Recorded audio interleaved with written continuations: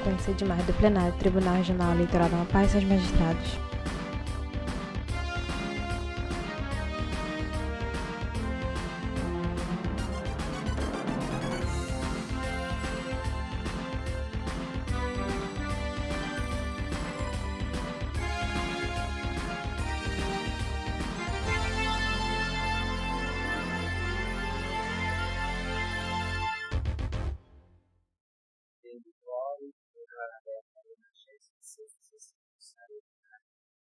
Foco no desembargador Carmo Antônio, presidente em exercício do Tribunal Regional Eleitoral do Amapá. Desembargador Carmo Antônio é negro de pele clara, tem cabelos parcialmente grisalhos, curtos, usa óculos.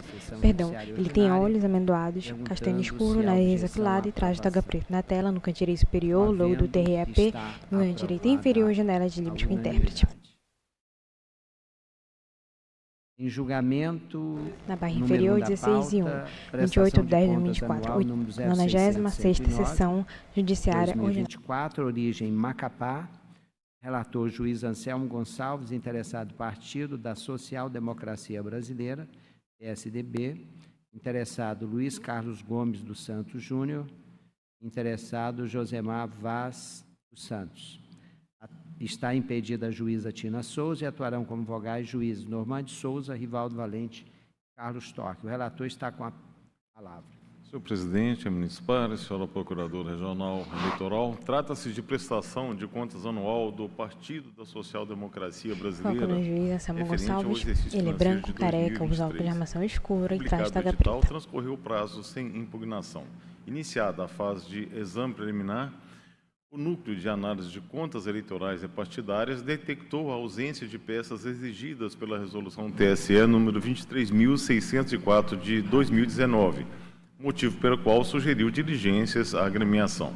Intimado, o partido inicialmente requeriu a reabertura do sistema de prestação de contas anual, o que foi deferido e, após, apresentou resposta ao parecer preliminar. Em nova análise, o NACEP apontou falhas e sugeriu diligências. Intimado novamente, o partido não se manifestou. Assim, foi emitido o parecer conclusivo pela desaprovação das contas, com determinação de devolução da quantia de R$ 5.694,30 ao Tesouro Nacional. A agremiação apresentou suas razões finais, nas quais, em síntese, defendeu a aprovação das contas com ressalvas, argumentando que as falhas detectadas são de natureza formal. A Procuradoria Regional Eleitoral atuou como fiscal da ordem jurídica, opinou pela desaprovação das contas e pela devolução do valor de R$ 5.694,30 ao Tesouro Nacional. É o relatório. Senhora Procuradora. Foco na paz central. Excelentíssimo senhor presidente, excelentíssimos julgadores, o Ministério Público reitera os termos do parecer. Pode prosseguir, excelência. De acordo com a lei dos partidos políticos, o partido está obrigado a enviar anualmente à Justiça Eleitoral o balanço contábil do exercício findo até o dia 30 de junho do ano seguinte.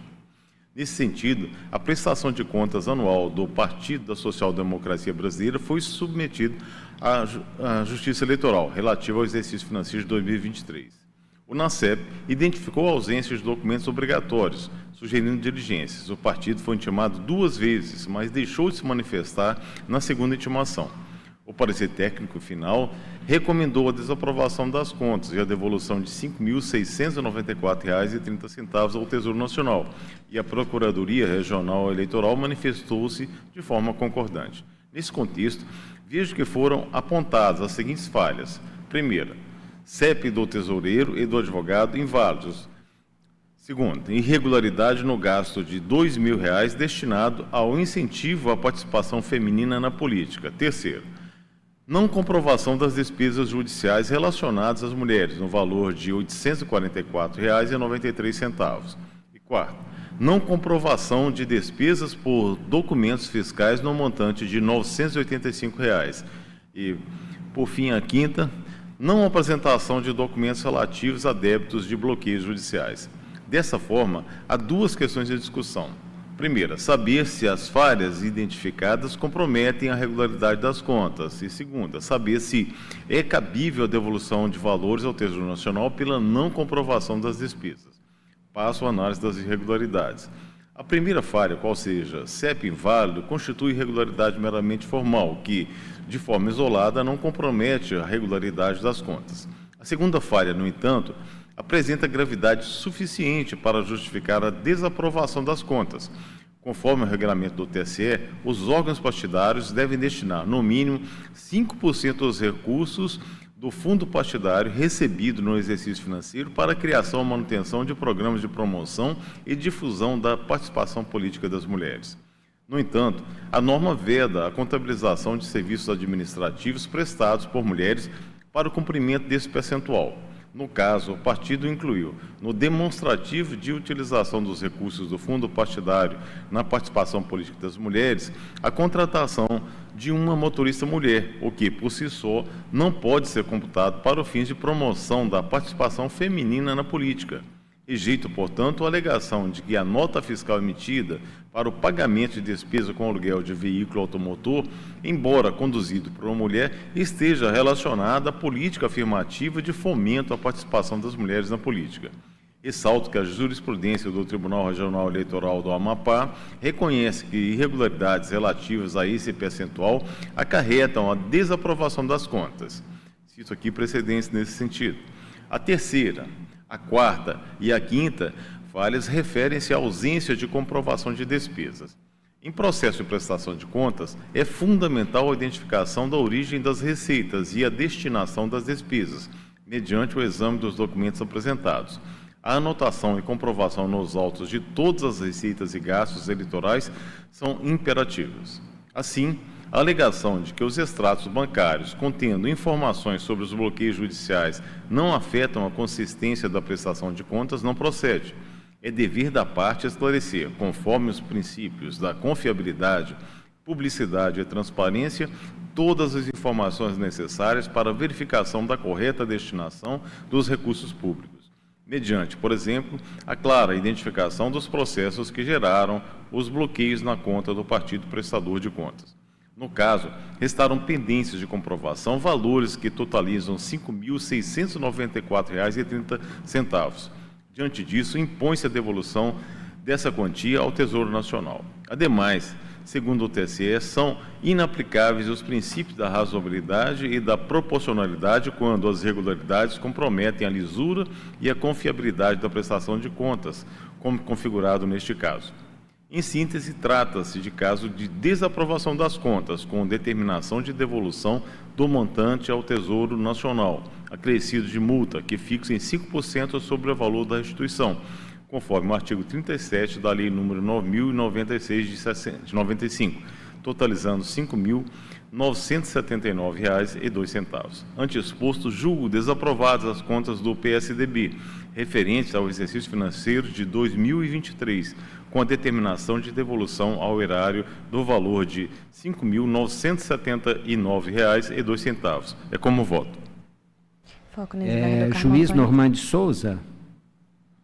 Eu vou acompanhar integralmente o relator, Excelência. Juiz Rivaldo Valente. Também acompanho, presidente. Juiz Carlos Torque. Igualmente, senhor presidente. Decisão: o Tribunal Regional Eleitoral do Amapá, por unanimidade, desaprovou a prestação de contas do Partido da Social Democracia Brasileira, PSDB, referente ao exercício financeiro de 2023, nos termos do voto proferido pelo juiz relator. Número 2 da pauta é o recurso eleitoral na representação número 0600-405-2024, origem Laranjal do Jari. O relator é o juiz Normando de Souza. O recorrente é Unidos pelo Laranjal, continuação de Força, Trabalho e Compromisso. O recorrido é também José Heraldo Barcelar Soares e também Watson Lima Benatar. Os vogais serão juízes Rivaldo Valente, Carlos Torque, Anselmo Gonçalves e a juíza Tina Souza. O relator está com a palavra. Boa tarde, senhor presidente, ilustres colegas, doutora procuradora. O presente recurso eleitoral foi interposto pela coligação Unidos pelo Laranjal contra a sentença proferida pelo juízo da 7ª Zona Eleitoral, que não reconheceu propaganda negativa praticada por José Heraldo Bacelar Soares e Watson Lima Benatar. A coligação alegou que houve propaganda eleitoral irregular por parte dos recorridos, incluindo a divulgação de fatos falsos nas redes sociais, especificamente a veiculação de uma sentença inexistente, que anulava o registro da coligação. Uma sentença, uma decisão judicial que não existiu. Foi mencionado que teria existido. A sentença mesmo, a verdadeira sentença de primeira instância, reconheceu a divulgação de conteúdo inverídico, mas, segundo o magistrado, não encontrou provas suficientes para responsabilizar os recorridos como criadores daquele conteúdo. Sendo assim, foi julgada improcedente a representação por propaganda eleitoral irregular. Argumentou que a legislação eleitoral responsabiliza tanto os criadores quanto os disseminadores de desinformação, especialmente quando esses são candidatos diretamente interessados no pleito. A coligação recorrente aponta que os recorridos admitiram em suas contrarrazões ter divulgado uma sentença que nunca existiu, o que compromete a integridade do processo eleitoral. Os recorridos, em suas defesas, afirmaram que, aspas, as postagens dos requeridos não foram elaboradas com a intenção de manipular ou falsear informações, mas sim com o intuito de promover um debate político claro e transparente, alinhado com o direito dos cidadãos de se manifestarem sobre temas de interesse público, reforçando a legitimidade dessa defesa, que não restou demonstrado o dano ou desequilíbrio do pleito, tampouco prejuízo à integridade do processo eleitoral. Fechou aspas. Motivos pelos quais pediram o desprovimento recursal. Eu chamo a atenção aqui para vocês dessa, as postagens dos recorridos não foram elaboradas. Eles mesmos reconheceram aqui que eles fizeram as postagens. Então, a Procuradoria Regional Eleitoral posicionou-se favoravelmente ao provimento do recurso. No parecer, destacou que, mesmo não sendo os criadores, os recorridos são responsáveis pela disseminação de desinformação e que isso configura propaganda eleitoral irregular, conforme artigo 9º-C da Resolução 23.610 de 2019 do TSE. Dessa forma, o Ministério Público Eleitoral pediu a reforma da sentença para que os recorridos sejam responsabilizados pela propaganda eleitoral irregular e pela disseminação de desinformação. É o relatório, Excelência. Senhora Procuradora. Foco na paz Reitero central os da termos mesa. do parecer pelo provimento do recurso, Excelências. Pode prosseguir, Excelência. O recurso é tempestivo, é adequado, dele eu conheço. Alguma objeção ao conhecimento? Conhecida a unanimidade, Vossa Excelência pode prosseguir. Vamos lá. A análise do presente caso envolve a avaliação da disseminação de notícias inverídicas durante o processo eleitoral e suas repercussões para a normalidade e integridade do pleito. A veiculação de informações sabidamente falsas ou manipuladas é prática vedada pela legislação, uma vez que pode causar desequilíbrio no pleito e influenciar indevidamente a vontade do eleitorado. De acordo com o artigo 9º-C da Resolução 23.610 de 2019, do TSE, é expressamente proibida a disseminação de conteúdo fabricado ou manipulado com o intuito de difundir fatos notoriamente falsos ou que inclui a propagação de desinformação nas redes sociais. Eu transcrevo aí o artigo 9º-C, que peço dispensa da leitura. O TSE tem se posicionado de forma firme em relação à propagação de fake news, de desinformações. No julgamento da representação eleitoral número 0600-927 de 2022, da relatoria da ministra Cláudia Buchianeri, o TSE fixou balizas para contextualizar o combate à fake news. A saber, 1. Incidência somente quando ocorre algum comentário, crítica, sátira ou análise dentro do espectro possível de significação das falas feitas por candidato, evidenciar grave descontextualização capaz de alterar o seu conteúdo sensivelmente e induzir o eleitor a erro. A desinformação não se limita à difusão de mentiras propriamente ditas, compreendendo por igual o compartilhamento de conteúdos com elementos verdadeiros, porém gravemente descontextualizados. Foi mais ou menos o que fizeram aqui. Editados ou manipulados com especial intento de desvirtuamento da mensagem difundida, com a indução dos seus destinatários em erro. Então, eu digo, dessa forma, fica claro que a propagação de informações falsas em redes sociais com o objetivo de manipular o eleitorado configura prática abusiva que deve ser reprimida pelo judiciário eleitoral, a fim de garantir a lisura do pleito. Eu cito também um trecho de doutrina de Valber Moura Agra, que também peço dispensa aqui da leitura, está aí no voto, bem claro, e continuo, que no presente caso, a sentença combatida mencionou, aspas, não há provas de que os representados foram os criadores do conteúdo, fecho aspas. Já o Ministério Público Eleitoral, com assento nesta corte, apontou que os próprios recorridos, quando da contestação lá na zona eleitoral, na representação, eles confirmaram que teriam sido os autores das postagens.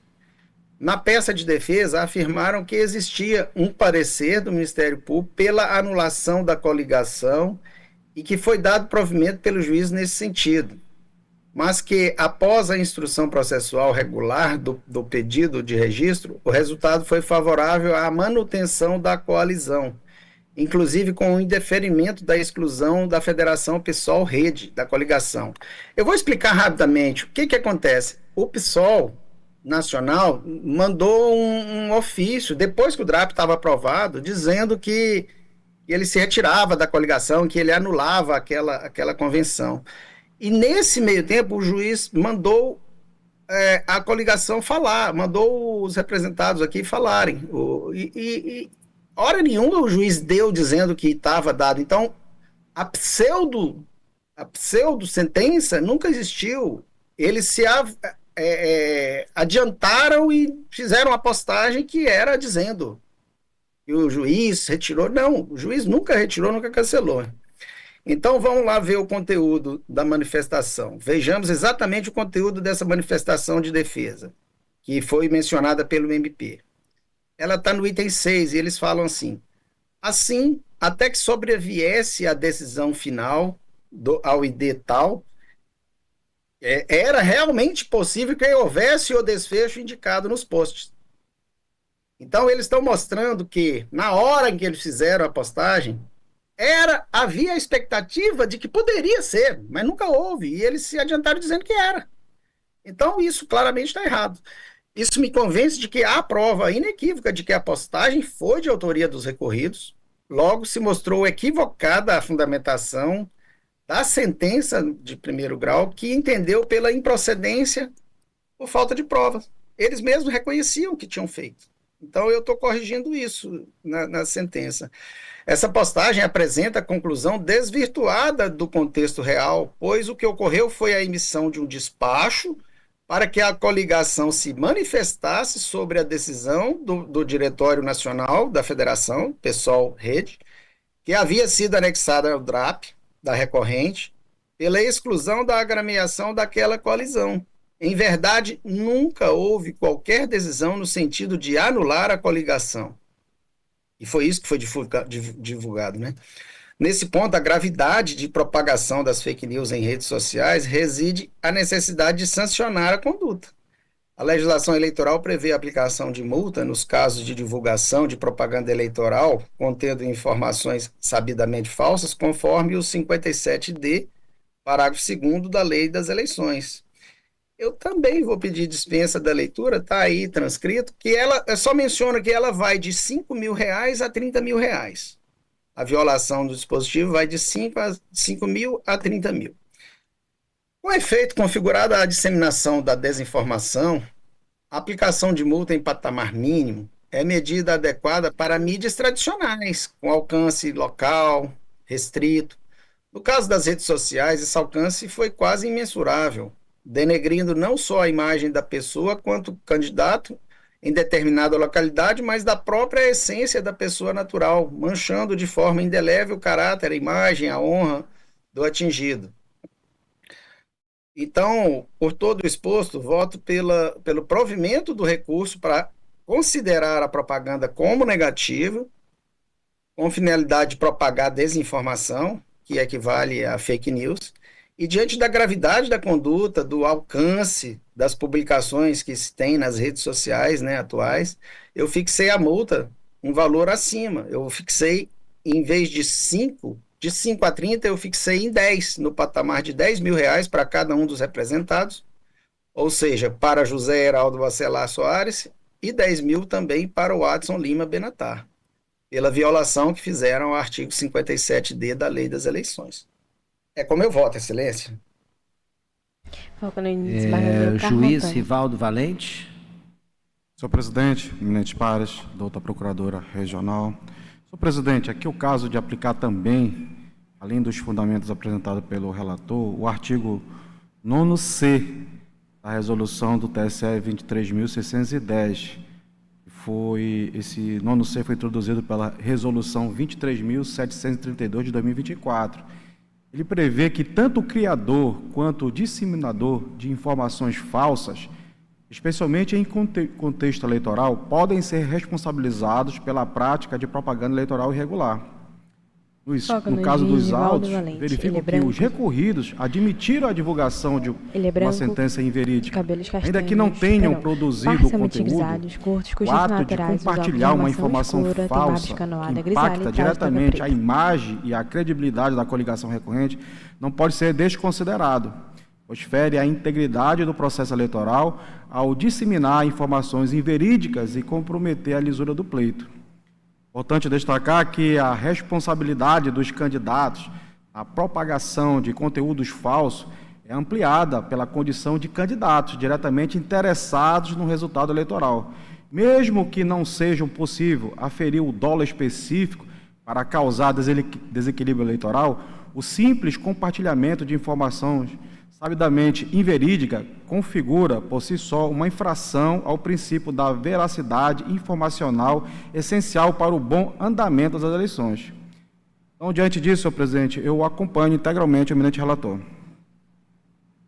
Juiz Carlos Torque. Igualmente, senhor presidente, acompanho o relator. Juiz Anselmo Gonçalves. Também acompanho o relator. Carmo Antônio. E juíza Tina Souza. Com o relator, presidente. Decisão: o Tribunal Regional Eleitoral do Amapá, por unanimidade, conheceu do recurso e, no mérito, deu-lhe provimento os termos de voto do juiz relator. Acórdão número 8509, publicado em sessão. O número 3 da pauta, embargos de declaração no recurso eleitoral na ação de impugnação ao registro de candidatura, número 0600478-2024, origem Macapá, relatora juiz Anselmo Gonçalves, embargante Patrícia Lima Ferraz, o embargado do Ministério Público Eleitoral. Vossa Excelência está com a palavra. Patrícia Lima Ferraz, ex-candidata ao cargo de Foco no prefeita juiz Anselmo desta Gonçalves. capital, opôs embargos de declaração contra a decisão que negou provimento ao seu recurso eleitoral, mantendo assim a sentença que indeferiu seu pedido de registro de candidatura. A embargante alega possuir direito à tutela jurisdicional, seja no agravo em recurso extraordinário pendente de julgamento há 6 meses, seja nos autos deste requerimento de registro de candidatura, sustentando ainda a necessidade de ampla dilação probatória, conforme assegurado pela legislação eleitoral.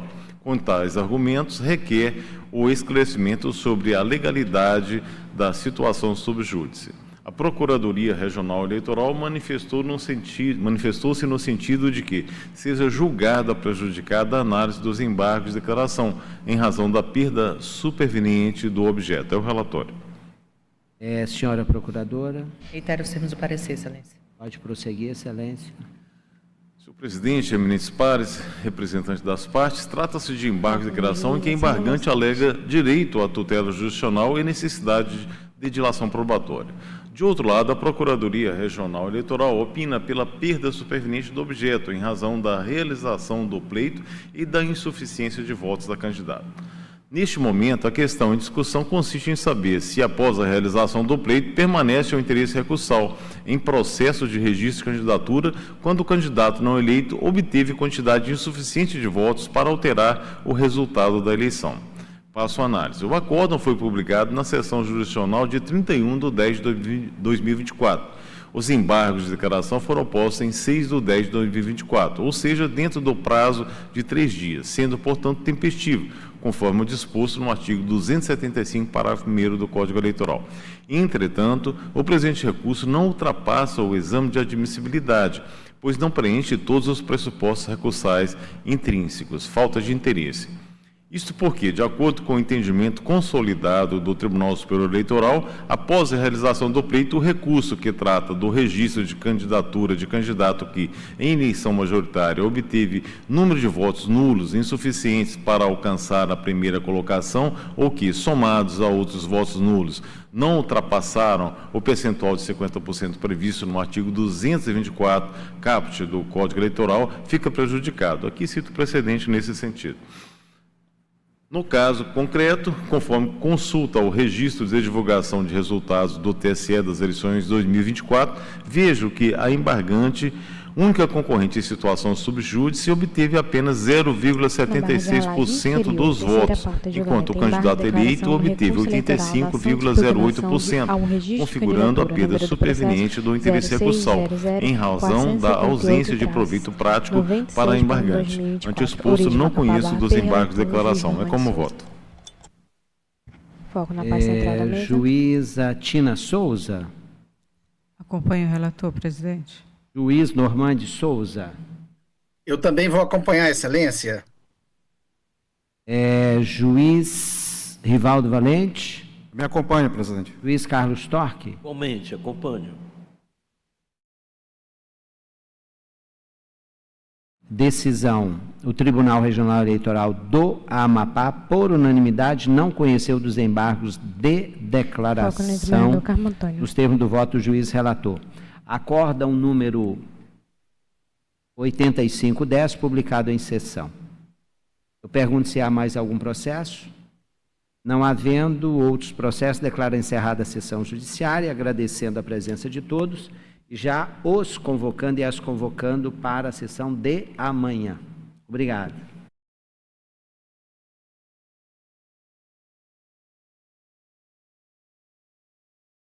Imagem ampla do plenário. Sequência de imagem do plenário do Tribunal Regional Eleitoral do Amapá e seus magistrados.